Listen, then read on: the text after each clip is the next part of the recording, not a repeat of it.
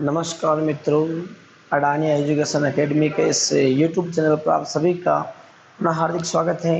तो आज हम सामाजिक विज्ञान का सड़क सुरक्षा एवं ठोस कचरा प्रबंधन से संबंधित जो आपके एग्जाम में क्वेश्चन पूछे जाते हैं उनकी हम चर्चा करेंगे। तो अपने पास जो है सड़क सुरक्षा एवं ठोस कचरा प्रबंधन से संबंधित सामाजिक विज्ञान में 4 नंबर के क्वेश्चन पूछे जाते हैं। यानी 4 नंबर से आपके आएंगे क्वेश्चन आएंगे और 2 क्वेश्चन पूछे जाएंगे। पहला क्वेश्चन जो होगा आपका सड़क सुरक्षा से संबंधित होगा और दूसरा जो क्वेश्चन होगा आपका वो किससे संबंधित होगा, ठोस कचरा प्रबंधन से। यानी दोनों क्वेश्चन 2-2 नंबर के होंगे और टोटल कितने नंबर का होगा आपके पास, 4 नंबर का चैप्टर। तो पहले अपन बात करते हैं सड़क सुरक्षा से संबंधित जो आपके पास एग्जाम है, उस एग्जाम में क्वेश्चन पूछने का तरीका किस प्रकार रहता है और अपने को जो है आंसर लिखना वो किस प्रकार से अपन लिखेंगे। तो अपन देखते हैं सड़क पर पैदल चलते समय किन किन बातों का ध्यान रखना आवश्यक है। अब देखो, वैसे तो अपन जानते हैं कि सड़क के नियम क्या है, यातायात के नियम क्या है, किस प्रकार अपने को सड़क पर चलना चाहिए, सारी बातें। लेकिन लिखने का जो अपने पास तरीका होगा वो स्टैंडर्ड लेवल का होगा, तभी आप जो है और नंबर जो है पूरे में से पूरे ला सकते हो। जैसे अपने पास में पहला क्वेश्चन था कि सड़क पर पैदल चलते समय किन किन बातों का ध्यान रखना आवश्यक है। यदि अपन सड़क पर पैदल चल रहे हैं तो अपने को किन किन बातों का ध्यान रखना आवश्यक है। देखो, यदि अपन पैदल चल रहे हैं तो अपने पास फुटपाथ का अपन जो है वो प्रयोग करना चाहिए। पहला अपने पास क्या हो जाएगा, फुटपाथ का प्रयोग करना चाहिए, फुट ओवर ब्रिज का उपयोग करना चाहिए, कंप्लीट है। और जो आपके पास जेब्रा क्रॉसिंग है उस जेब्रा क्रॉसिंग का प्रयोग करना चाहिए। यानी 3 बात जो है अपने पास में, उनका तो मुख्य तो अपने को ध्यान रखना ही है। पहला क्या हो गया अपने पास में, सड़क पर पैदल चलते समय अपन क्या करेंगे, फुटपाथ का प्रयोग करेंगे। जहाँ गाड़ी आती है उस रास्ते पर नहीं चलेंगे अपन, जो अपने पास फुटपाथ है, फुट वाला रास्ता है, पैरों वाला जो रास्ता है उस रास्ते पर अपन गमन करेंगे। तो ये आपके पास हो गया कि सड़क पर पैदल चलते समय किन किन बातों का ध्यान रखना आवश्यक है। पहला अपने पास में क्या हो गया, फुटपाथ का प्रयोग करना, दूसरा अपने पास फुट ओवर ब्रिज का प्रयोग करना और तीसरा अपने पास क्या हो गया, जेब्रा क्रॉसिंग का प्रयोग करना। इसी प्रकार से आपके पास क्वेश्चन दूसरा है, सड़क दुर्घटना के रोकथाम हेतु तो कोई उपाय दिखिए। कि सड़क सुरक्षा जो अपने पास में और सड़क दुर्घटना जो हो रही है इनको रोकना है अपने को। रोकने की कोई 4 उपाय या फिर 2-3 उपाय अपने को क्या है वो लिखने हैं। देखो, पहली बात तो ये है कि सड़क दुर्घटना को रोकना है तो अपने को क्या करना पड़ेगा, यातायात के जितने भी नियम हैं उन नियमों की क्या करना पड़ेगी, पालना करना पड़ेगी। यदि अपन जो है निश्चित रूप से यातायात नियमों की पालना करते हैं तो सड़क दुर्घटना हो नहीं सकती। यानी पहला अपने पास क्या हो जाएगा कि यातायात के नियमों का सुचारू रूप से पालन करना। दूसरी बात अपने पास आजकल जो अपने पास सड़क दुर्घटनाएं हो रही है अधिकतर ओवरटेक से हो रही है। तो दूसरी बात ये हो जाएगी अपने पास जब ओवरटेक करते हैं अपन, तो ओवरटेक जब करते हैं तो उसका अपने को मुख्य ध्यान रखना है कि अपन ओवरटेक किस प्रकार से करें। आगे कोई गाड़ी चल रही है तो या फिर आगे से कोई गाड़ी आ रही है तो वो ध्यान रखना अपने को। तो ओवरटेक से अपने पास क्या हो जाएगा कि ओवरटेक आप मुख्य से ध्यान रखें। तीसरी बात जो है, यदि आपको सड़क दुर्घटना को रोकना है तो आजकल जो चर्चा में है कि बहुत सारे लोग जो होते हैं वो ड्राइविंग करते हैं तो वो नशा करके ड्राइविंग करते हैं। तो इस प्रकार जो नशा करके ड्राइविंग करते हैं इनमें यदि वो सड़क पर गमन है, गतिमान है तो उनको नशा करके नहीं चलाना चाहिए, या फिर नशा करते हैं तो उनको वाहन नहीं चलाना चाहिए। ये वाहन चलाते हैं तो निश्चित तौर पर दुर्घटना होगी। तो ये जो अपने पास है इनको अपन रोक दें। यानी अपन क्या करें, सड़क जो अपने पास यातायात नियम है उन नियमों की अपन सुचारू रूप से पालना करें, या फिर जो आपके पास ओवरटेक वाला सिस्टम है उस ओवरटेक वाले सिस्टम को ध्यान में रख के करें। और जो आपके पास नशीले वाले जो पुरुष होते हैं या फिर जो व्यक्ति होते हैं वो शराब पी के गाड़ी चलाते हैं उनको भी हम रोकें। तो अपने पास क्या हो जाएगा कि जो आपके पास सड़क दुर्घटना है वो कम हो जाएगी, पहले के मुकाबले काफी कम हो जाएगी। और जो आपके पास एक निश्चित गाड़ी की चाल होती है, स्पीड होती है, उसी स्पीड के तहत आप गाड़ी चलाएं, ज्यादा तेज नहीं चलाएं। ज्यादा तेज चलाने से क्या होता है कि दुर्घटना हो सकती है।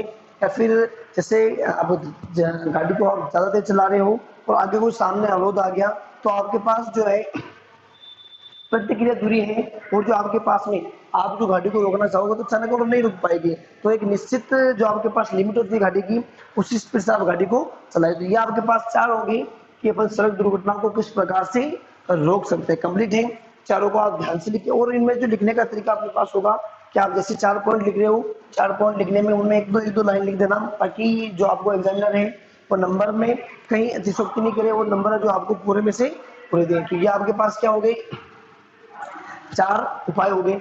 अब अपने पास में क्वेश्चन नंबर 3, बस लेन क्या है, इन्हें अलग क्यों किया जाता है।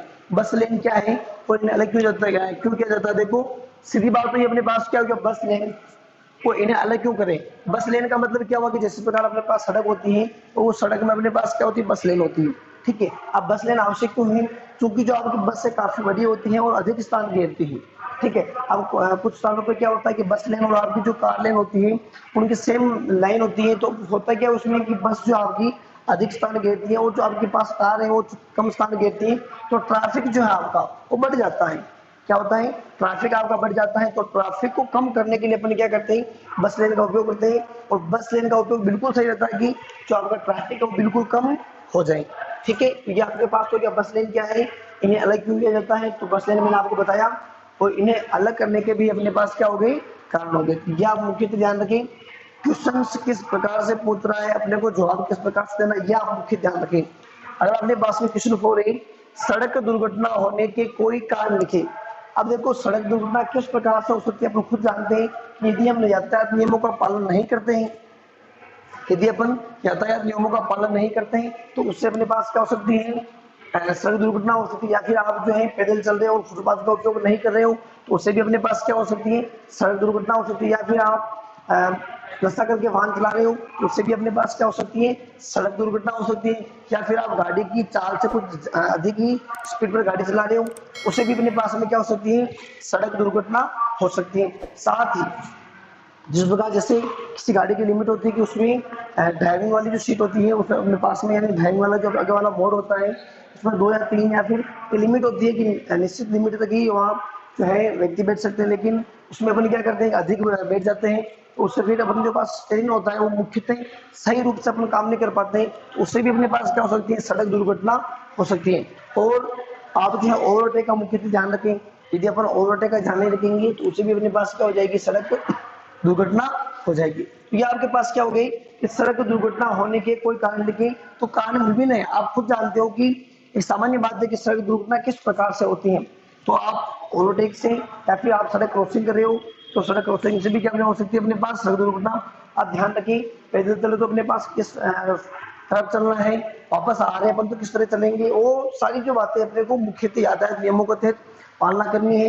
या फिर कोई मोड़ है उस मोड़ पर अपने को किस तरह घूमना है, क्योंकि निशान है अपने पास उनकी अपने को ध्यान रखनी है। सड़क पर विभिन्न प्रकार के जो चिन्ह आते हैं उन चिन्हों का अपने को क्या करना है, पालना करनी है। तो ये आपके पास सड़क दुर्घटना होने के कोई क्या देंगे, कारण देंगे। यदि अपन इनका सुचारू रूप से नियमों का पालना नहीं करते हैं तो इनसे अपने पास में क्या होती है, सड़क दुर्घटना होती है। शराबी का वाहन चलाना, ये सारी बातें जो है अपन नॉर्मली हम जानते हैं कि सड़क दुर्घटना होने के क्या क्या कारण है। तो ये आपके कुछ क्वेश्चन हुए सड़क सुरक्षा से संबंधित। बस ये क्वेश्चन आपको ध्यान रखने हैं और क्वेश्चन किसी भी प्रकार से घुमा सकता है। तो नॉर्मल जो क्वेश्चन है मैंने आपको बताए और इसी के साथ ये आपका सड़क सुरक्षा वाला टॉपिक ये वाला हो गया अपने पास क्लियर। यानी 2 नंबर के क्वेश्चन जो पूछे जाएंगे हमने पढ़ा। इसी प्रकार अपने पास में ठोस कचरा प्रबंधन से संबंधित क्वेश्चन पूछे जाते हैं। तो अब अपने पास में है ठोस कचरा प्रबंधन से संबंधित एग्जाम में क्वेश्चन किस प्रकार के पूछे जाते हैं। मैं आपको ये बता रहा हूँ कि जो क्वेश्चन है वो किस प्रकार से पूछा जा सकता है, तो अपन किस प्रकार से लिखेंगे या फिर अपन किस प्रकार से उसका जो है आंसर लिख सकते हैं। देखो कि पहला अपने पास क्वेश्चन है ठोस कचरा प्रबंधन से आप क्या समझते हैं। हम सब जानते हैं कि ठोस कचरा प्रबंधन क्या है। देखो तो इसे अपने को 2 नंबर में लिखना है, यानी 2 नंबर में हम किस प्रकार से लिखेंगे। देखो कि ठोस कचरा प्रबंधन जो अपने पास वो क्या है, थोड़ी सी चर्चा करेंगे। अच्छा टॉपिक है।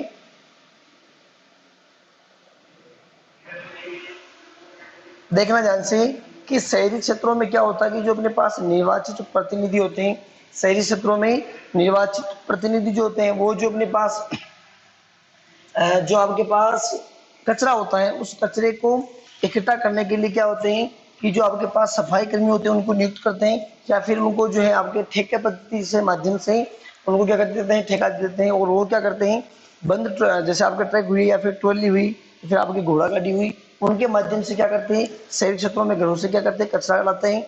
और कचरा लाने के बाद में उनका क्या होता है निश्चित स्थान होता है, कूड़ा करकट होता है, वहाँ डाल देते हैं।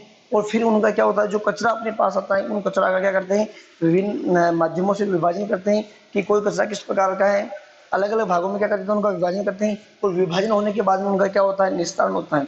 इस प्रकार से आपका क्या होता है, ठोस कचरा प्रबंधन होता है कि कचरे को घरों से लाना, ये आपकी सरकारी पद्धति के माध्यम से जिन लोगों को नियुक्त किया जाता है सफाई कर्मियों को, वो वहां से कचरा लाते हैं, किनके द्वारा, गाड़ियों के द्वारा, खुले जो ट्रक होते हैं आपके, उनके द्वारा एक स्थान पर इकट्ठा किया जाता है। फिर उनका क्या होता है, उनका जो आपका पास विभाजन होता है कि विभिन्न माध्यम से कौन सा जो कचरा है वो रेडियोधर्मिता दर्शाता है, या फिर उनके अवयवों के आधार पर उनका क्या होता है, विभाजन होने के बाद में उनका क्या होता है, निस्तारण होता है।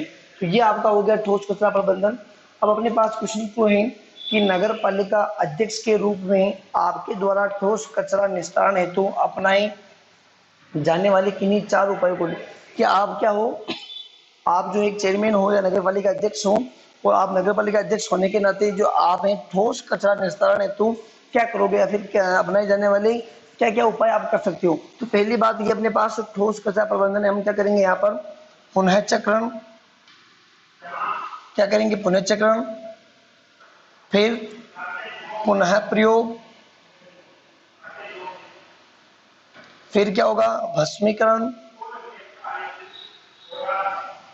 और फिर क्या करेंगे गैसीकरण। ये कह रहा है कि आप एक नगर पालिका अध्यक्ष हैं और आपके द्वारा ठोस कचरा निस्तारण हेतु तो अपनाए जाने वाले किन्हीं 4 उपायों का उल्लेख, कि ठोस कचरा जो अपने पास उसका निस्तारण किस प्रकार से करोगे, पुनः चक्रण, कचरे का पुनः उपयोग चक्रण होना चाहिए, पुनः उपयोग होना चाहिए या पुनः प्रयोग होना चाहिए, भस्मीकरण और गैसीकरण। अब देखो आपको जो लिखा है ये आपने 4 पॉइंट लिख लिए, और इन पॉइंटों में अपने को क्या करना है, एक एक या दो लाइन अपने को जोड़ के लिखनी है कि पुनः चक्रण अपने किस प्रकार करेंगे, पुनः प्रयोग अपने किस प्रकार से करेंगे, भस्मीकरण जो अपने वो किस प्रकार से करेंगे, गैसीकरण जो अपने पास किस प्रकार करेंगे।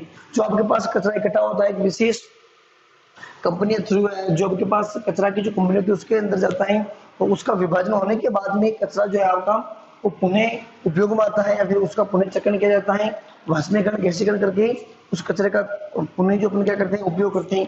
तो ये आपके पास हो गया कि मैं नगर पालिका अध्यक्ष होने के नाते ठोस कचरा निस्तारण तो क्या करेंगे, पुनः चक्रण, पुनः प्रयोग, भस्मीकरण और गैसीकरण करेंगे। कंप्लीट है। अब अपने पास में ही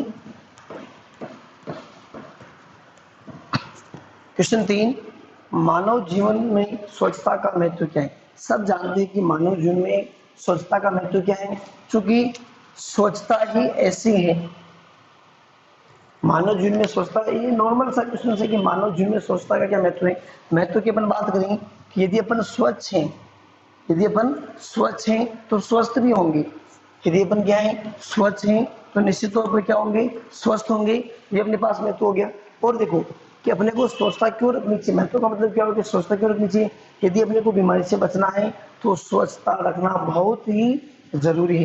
यदि अपन स्वच्छ है तो क्या होंगे, स्वस्थ होंगे। साथ ही क्योंकि ये आपके ठोस कचरा प्रबंधन से रिलेटेड है, तो आपको जो कचरा है उस कचरे को विशेष ध्यान रखना है।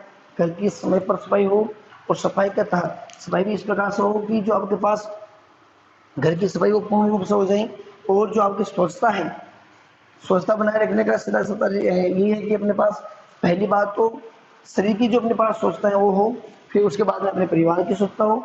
तो जिस प्रकार से स्वच्छता होगी आपकी, तो अपने पास में क्या होगा, स्वच्छता जो होगी उसके तहत आप स्वस्थ बिल्कुल रहोगे, स्वच्छता से ही आप क्या रहोगे, स्वस्थ रहोगे।